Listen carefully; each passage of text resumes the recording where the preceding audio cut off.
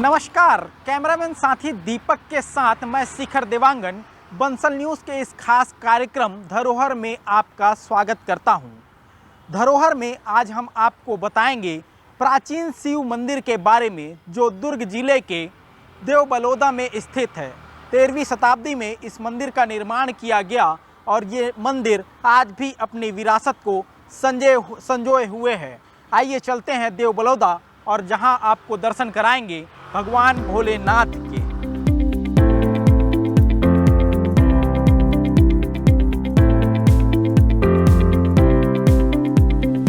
छत्तीसगढ़ की ऐतिहासिक धरोहरों में एक नाम खास है, देवबलौदा। इतिहास, आस्था और स्थापत्य कला का संगम जो आज भी अपने अतीत की गाथा सुनाता है। दुर्ग जिले में चरौदा के पास स्थित देवबलौदा अपने प्राचीन शिव मंदिर के लिए प्रसिद्ध है। माना जाता है कि ये मंदिर 13वीं शताब्दी में कलचुरी शासनकाल के दौरान बनाया गया था। पत्थरों पर की गई नक्काशी, मंदिर की वास्तुकला और शिवलिंग की भव्यता आज भी उस दौर की समृद्ध संस्कृति और कला का प्रमाण है।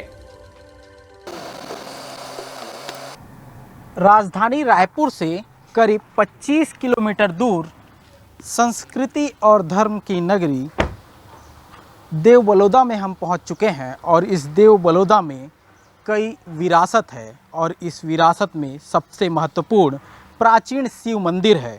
दुर्ग जिले का एकमात्र ऐसा मंदिर जिसे कलचुरी राजाओं द्वारा बनवाया गया और इसकी कई खास विशेषताएं हैं और इन विशेषताओं के बारे में आज हम आपको बताएंगे।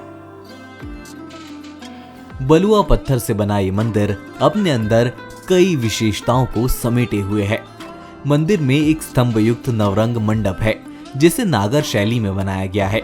मंदिर के मंडप में बेहतरीन नक्काशी की गई है जो वास्तुकला के एक अद्वितीय उदाहरण के रूप में देखा जाता है।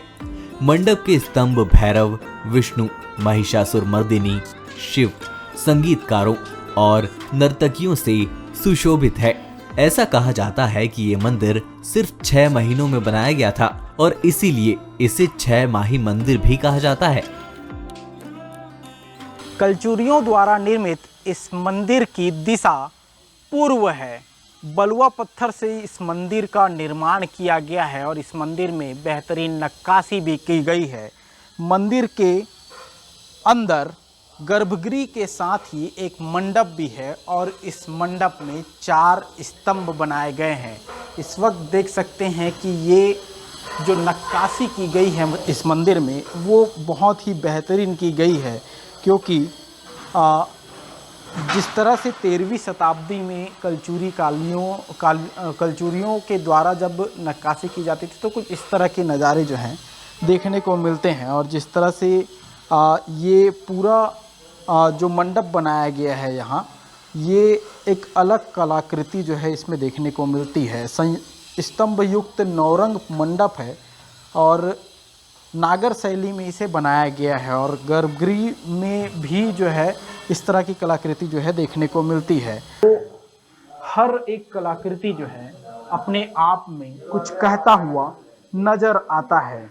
ये जो द्वार है, ये द्वार आपको दिखाते हैं और इस द्वार की भी अलग विशेषताएं हैं। अलग विशेषताएं इसलिए है क्योंकि इस द्वार में पार्वती, गणेश, हनुमान की मूर्तियां जो हैं वो है। मंडप के स्तंभ जो हैं वो भी दर्शाए गए हैं और जिस तरह से ये कलाकृति है वो बहुत ही अद्भुत है, क्योंकि 13वीं शताब्दी में जब इस तरह की कलाकृतियां जो हैं वो पत्थरों में उकेरी गई हैं और जब पत्थरों में ये कलाकृतियां उकेरी गई हैं तो ये बताता है कि उस दौरान जब 13वीं शताब्दी का जो समय था उस दौरान भी कितनी बेहतरीन कलाकृतियां जो हैं वो उकेरी जा सकती थी, किस तरह से। यही वजह है कि छत्तीसगढ़ इतिहास के पन्नों में बेहद समृद्ध रहा है। गर्भगृह के अंदर आपको लेकर जाएंगे और गर्भगृह के अंदर बताएंगे कि किस तरह से भगवान भोलेनाथ शिवलिंग के रूप में विराजमान हैं। आइए चलते हैं गर्भगृह के अंदर और देखते हैं कि भगवान भोलेनाथ शिवलिंग के रूप में कैसे विराजित हैं।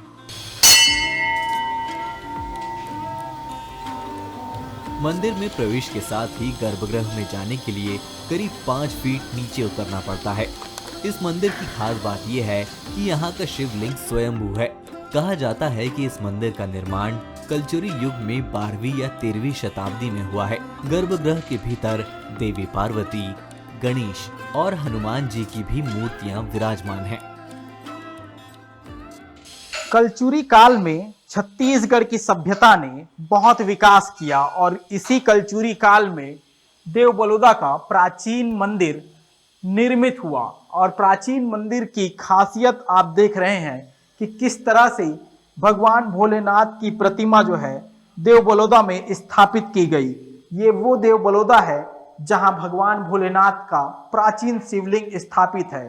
13वीं शताब्दी में इस शिवलिंग को स्थापित किया गया और शिवलिंग करीब 1.5 फीट ऊंचा है। और यहाँ 2 जो नाग की जोड़ी जो है वो भी देखने को मिलती है। और गर्भगृह के अंदर की तस्वीर आपको दिखा रहे हैं। बहुत ही आकर्षक गर्भगृह जो है वो नज़र आता है, क्योंकि यहाँ तमाम जो मूर्तियां हैं वो नज़र आती हैं। और स्थानीय लोग हैं उनसे भी बात करते हैं। ये देव बलौदा का बहुत प्राचीन मंदिर, कैसे इसकी स्थापना हुई, आप लोग बचपन से यहाँ रह रहे हैं, क्या कुछ सुने इसके बारे में? इस मंदिर का स्थापना 13वीं शताब्दी में हुआ है, जो लगभग अभी 1000 साल से ऊपर हो चुका है। ये जो मंदिर का निर्माण कलचुरी समय एक राजा ने किया था।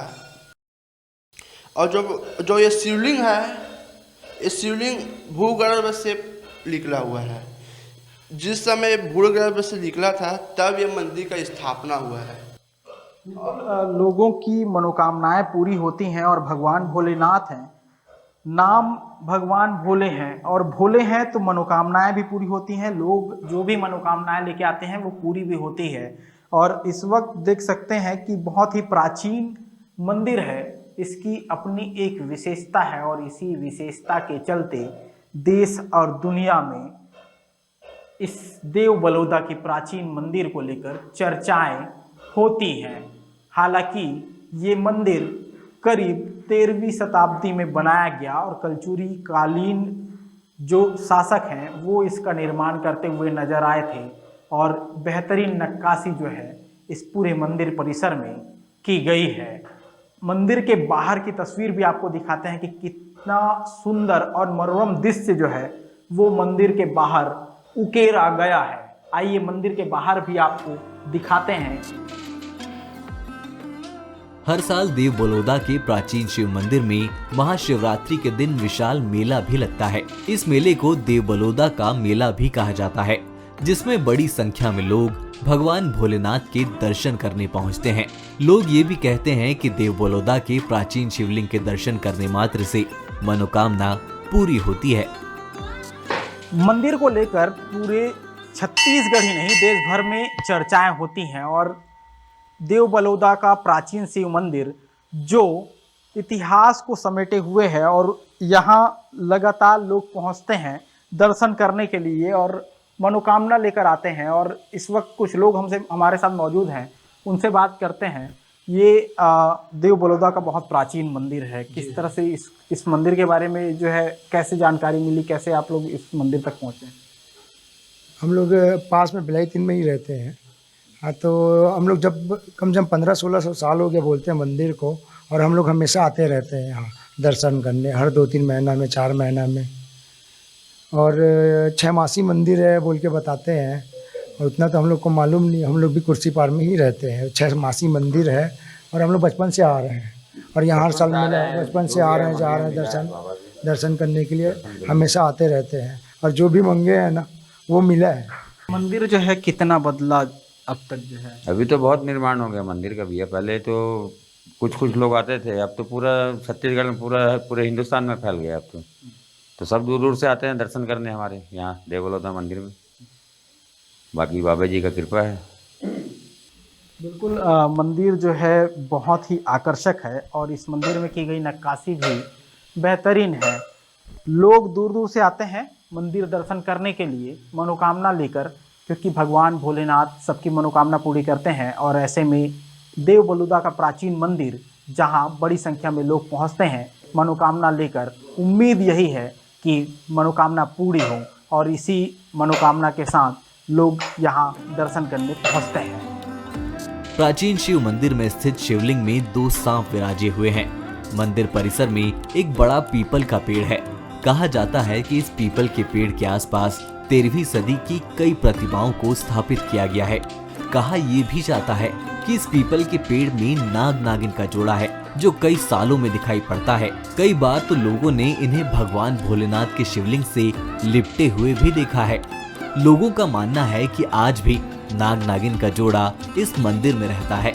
हालांकि अब तक नाग नागिन के जोड़े से कभी किसी को कोई नुकसान नहीं पहुंचा। इस प्राचीन शिव मंदिर से कई मूर्तियां जो हैं बरामद हुई हैं, जो 13वीं शताब्दी की बताई जा रही हैं। इसके साथ ही इस प्राचीन शिव मंदिर में कई मान्यताएं भी हैं। शिवलिंग के अंदर जो है 2 नाग देवता जो हैं वो शिवलिंग को लपेटे हुए नज़र आते हैं। और मेरे पीछे जो पीपल का पेड़ आपको नज़र आ रहा होगा, लोग इस बात का जिक्र करते हैं कि नाग नागिन के जोड़े यहाँ रहते हैं इस पूरे परिसर में, और अक्सर इस पीपल के पेड़ में नाग नागिन का जोड़ा दिखता है। इस बात को लेकर भी जिक्र किया जाता है कि ये नाग नागिन के जोड़े भगवान भोलेनाथ के साथ ही रहते हैं, और यही वजह है कि नाग नागिन के इस जोड़े की पूजा भी की जाती है। जिस तरह से लोगों की मान्यता है, उस मान्यता के अनुरूप अब भी भगवान भोलेनाथ पूजे जाते हैं, और भगवान भोलेनाथ की शिवलिंग में 2 सांप विराजित हैं। और जिस तरह से ये तमाम मूर्तियां जो हैं वो यहाँ से बरामद हुई हैं, वो 13वीं शताब्दी की कलाकृतियों को बयान करते हैं। और जो मान्यताएं हैं, उस मान्यताओं के अनुरूप आज भी लोग भगवान भोलेनाथ को पूज रहे हैं, और जो मूर्तियां हैं उसको सहेजने की कोशिश भी की जा रही है। और यही वजह है कि ये तमाम चीज़ें जो है छत्तीसगढ़ की विरासत, छत्तीसगढ़ की संस्कृति और छत्तीसगढ़ के इतिहास की गवाह है। देव बलौदा में स्थित प्राचीन मंदिर के इतिहास को लेकर इतिहासकार रविंद्रनाथ मिश्र बताते हैं कि शिवनाथ घाटी की माटी को गौरवान्वित करने वाला ऐतिहासिक स्थान देव बलौदा है। दुर्ग जिले में कई काल का इतिहास मिलता है, लेकिन कलचुरी काल के इतिहास का एक बेहतरीन उदाहरण देव बलौदा में देखने को मिलता है। कला और आराधना के साथ ही इतिहास की भी विरासत है देव बलौदा। शिवनाथ घाटी की माटी को गौरवान्वित करने वाले दुर्ग अंचल के जो ऐतिहासिक धरोहर के स्थल हैं, उनमें देव बलौदा कलचुरी कालीन बहुत ही महत्वपूर्ण मंदिर है और ऐतिहासिक स्थान है। विशेष करके क्योंकि वैसे तो दुर्ग जिला में प्रागैतिहासिक काल के भी मिलते हैं, और हमने वहाँ चितवा डोंगरी में शैल क्षेत्र भी ढूंढा था वो, लेकिन कलचुरी कालीन कला का एक बहुत ही अच्छा उदाहरण जो है हमको देव बलौदा में देखने को मिलता है, क्योंकि और जो है बहुत कम इस प्रकार के मंदिर या अवशेष मिलते हैं। देव बलौदा का मंदिर जैसे कि आप जानते हैं कि चरौदा के पास में दुर्ग रोड में, रायपुर रोड में है, और एक छोटा सा सुंदर मंदिर है। कलचुरी कालीन कला का एक अद्भुत नमूना हमको दिखाई देता है, और उस मंदिर के बारे में भी कला के दृष्टिकोण से देव बलौदा के मंदिर का नाम आता है। शिव मंदिर आराध्य स्थल के नाम से देव बलौदा का नाम आता है। देव बलौदा में ही सती स्तंभ हमको मिले हैं। तो इस प्रकार से इतिहास के जैसे आपने कहा ये धरोहर हमको देव बलौदा में दिखाई देता है। मंदिर परिसर के अंदर एक कुंड बना हुआ है। कहा जाता है कि इस कुंड का पानी कभी नहीं सूखता, और पानी कहां से आता है इसका स्रोत भी किसी को नहीं मालूम। लोगों की मान्यता है कि कुंड के अंदर एक सुरंग है जो छत्तीसगढ़ के आरंग जिले में कहीं पर निकलती है। हालांकि ये सिर्फ मान्यता है, इसका अब तक वैज्ञानिक या पुरातात्विक प्रमाण नहीं मिला है। दंत कथाओं में ऐसा कहा जाता है कि मंदिर का निर्माण करने वाला मूर्तिकार अपने काम में इतना तल्लीन था कि उसे अपने कपड़ों की भी परवाह नहीं थी। मंदिर का गुंबद बनाते हुए वो नग्न हो गया था। इस बीच उसकी बहन खाना लेकर पहुंची। ये देखकर वो इतनी शर्मिंदा हुई कि मूर्तिकार ने कुंड में छलांग लगा दी, जिससे उसकी मौत हो गई। यही वजह है कि इसके बाद गुंबद को पूरा नहीं किया जा सका। प्राचीन देव बलौदा मंदिर को लेकर कई दंत कथाएं हैं। इस मंदिर परिसर में एक कुंड है और इस कुंड की भी कई कथाएं हैं। ये कहा जाता है कि इस कुंड में एक गुप्त रास्ता है और ये गुप्त रास्ता प्राचीन शहरों में से एक राजा मोरध्वज की राजधानी आरंग में निकलती है। और ये भी कहा जाता है कि ये कुंड कभी सूखता नहीं है। पानी का सोर्स क्या है इस बात की भी जानकारी नहीं है, लेकिन ये मंदिर जो है अपने आप में इसलिए भी खास है क्योंकि इस मंदिर का स्ट्रक्चर तो तैयार हुआ, लेकिन इस मंदिर का गुंबद जो है वो नहीं बन पाया। और गुंबद नहीं बनने के पीछे भी दंत कथाएं हैं, जिसमें इस बात का जिक्र किया जाता है कि जो कारीगर है जो इस मंदिर का निर्माण कर रहा था, वो अपने काम में इतना तल्लीन था कि उसे इस बात का भी होश नहीं रहता था कि वो खाना खाया है या नहीं। उनकी पत्नी जो है खाना देने के लिए आती थी और अपने काम में जिस तरह से वो मग्न था, निर्वस्त्र हो गया था। और जिस दिन वो इतना तल्लीन था, उस दिन उसकी बहन जो है वो खाना देने आई हुई थी और इसी शर्मिंदगी से कारीगर ने इस कुंड में छलांग लगा दी। और छलांग लगा दी तो उनकी मौत जो है वो हो गई। और ऐसे में ये मंदिर ऐसे ही अधूरा रह गया। ये भी कहा जाता है कि ये मंदिर 6 महीने में बनाया गया है और 6 महीने में इस मंदिर का निर्माण जब हुआ तो 6 मासी मंदिर के रूप में भी इसकी चर्चा की जाती है।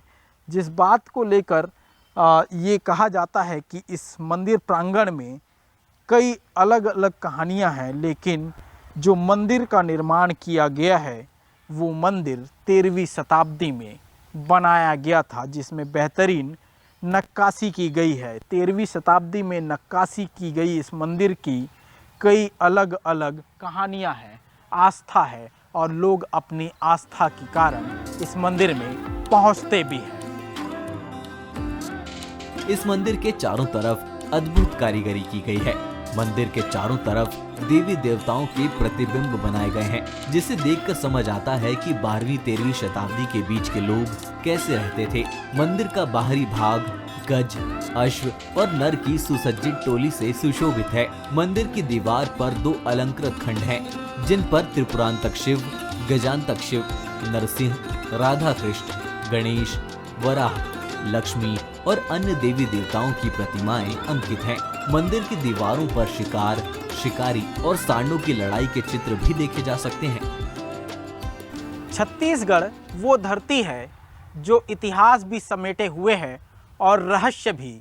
यहाँ की मिट्टी में वीरता की गाथाएं दबी हैं, तो इतिहास के कई पन्ने अब भी अनछुए पहलुओं की तरह है। प्राचीन शिव मंदिर में कई कलाकृतियां हैं जो बलुआ पत्थर पर ही की गई है। हाथों से की गई ये कारीगरी बहुत ही खूबसूरत है, जो बताता है कि उस शताब्दी में, 13वीं शताब्दी में किस तरह से नक्काशी की जाती थी। मंदिर के चारों तरफ अद्भुत कारीगरी की गई है। मंदिर के चारों तरफ देवी देवताओं के प्रतिबिंब बनाए गए हैं, जिसे देखकर ऐसा लगता है कि 12वीं-13वीं शताब्दी के बीच लोग कैसे रहते थे। भगवान भोलेनाथ त्रिशूल लेकर नाचते हुए, 2 बैलों को लड़ते हुए, नृत्य करते हुए, न जाने कई ऐसी कलाकृतियाँ की गई हैं। इसे देखकर लगता है कि उस समय जब लोग यहाँ रहते थे, यह सब चीज़ यहाँ होता होगा। और यही वजह है कि ऐसी कलाकृति का अद्भुत नज़ारा देखने को मिलता है। जो 13वीं शताब्दी में मंदिर का निर्माण किया गया, हाथों से बेहतरीन कलाकारी जो है वो की गई है, जो आज के ज़माने में अत्याधुनिक मशीनों से की जाती हैं, लेकिन ऐसी फिनिशिंग जो है वो देखने को नहीं मिलती है, जो फिनिशिंग पुरातन समय की मंदिरों में देखने को मिलती है। देव बलौदा का ये शिव मंदिर सिर्फ पत्थरों का ढांचा नहीं, बल्कि वो विरासत है जो हमें इतिहास, संस्कृति और श्रद्धा से जोड़ती है। ऐसी धरोहर हमें ये याद दिलाती है कि छत्तीसगढ़ की आत्मा सिर्फ जंगलों और खनिजों में नहीं, बल्कि इसके ऐतिहासिक मंदिरों की शांत घंटियों में भी बसी है। संघर्ष, संस्कृति और स्वाभिमान की धरती है छत्तीसगढ़। यहाँ की मिट्टी में इतिहास की खुशबू, यहाँ के इतिहास में वीरता की गाथा है। छत्तीसगढ़ प्राचीन काल से लेकर अब तक प्रगति के मार्ग पर प्रशस्त है। यहाँ की विशेषता देश दुनिया में खुशबू फैला रही है। फिलहाल बंसल न्यूज़ के इस खास कार्यक्रम में मुझे दीजिए इजाज़त। नमस्कार।